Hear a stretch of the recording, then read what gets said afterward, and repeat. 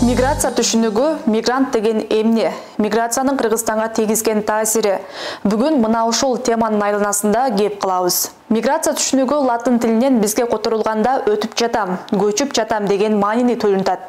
Ал эми мигрант түшүнүгү ошол миграция агымын алып жүргөн бир өлкөдөн экинчи өлкөгө которулган жаран болуп саналат.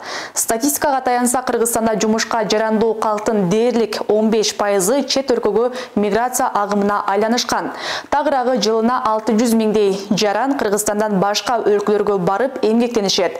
Бул расмий маалымат. Бейрасмий булактар болсо бул көрсөткүчтү 2 эсеге көп. Ушул тапта чет өлкөдө 2 миллионго жакын мигранттар эмгектенип жүрүшөт деп болжоп жатышат. Сырткы миграциянын 46%-ын аялдар, 54%-ын эркектер түзөт. Бул өлкөдө аялдарга салыштырмалуу эркектер миграцияга көп дуушар болот дегендик. Кыргызстандык мигранттардын басымдуу бөлүгү кайсыл мамлекетке эмгектенери айтылган. Ага ылайык эң көп агым Орусияга таандык. Ушул тапта аталган өлкөдө расмий 500 миңдей кыргызстандык эмгектенип жатат.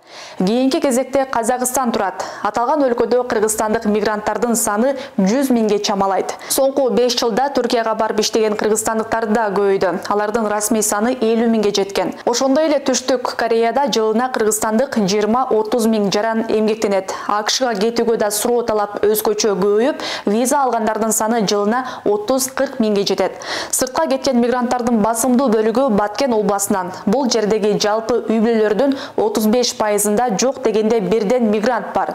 Бул көрсөткүч Жалал-Абад областында 27%, Ош областында 22%, Талас жана Ысык Көл областында 4%, Нарын, Чүй областарында, Бишкек шаарында 1,5% түзөт. Ошол эле учурда Кыргызстанга чет элден эмгек мигранты болуп келгендер да бар. Мындай жарандар көпчүлүк учурда курулуш жана айыл чарба чөйрөсүндө түшүм жыйноо, эгин эгүү жана башка иштерди жасаганы келет.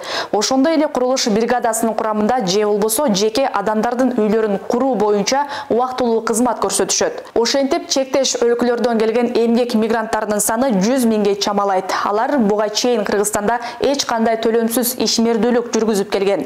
Үстүздөгү жылдын июль айынан патенттик система киргизилди. Ага ылайык ар бир чет элдик мигрант орточо ай сайын 500 сомдон төлөсө, жылына бюджетке 600 миллион сом түшөөрү көздөлгөн. Кыргызстандан чет өлкөгө чыгып эмгектенип жаткан мигранттардын өлкө экономикасына таасири эбегейсиз. Маселен, өткөн жылдын 7 айында Кыргызстанга 1,5 миллиард доллар которулган. Ошондо жалпы эсеп менен жыл ичинде эмгек мигранттарыбыздан 2 миллиардка жакын каражат которулуп турат. Ишиңиздерге ийгилик, өзүңүздөргө сак болуңуздар.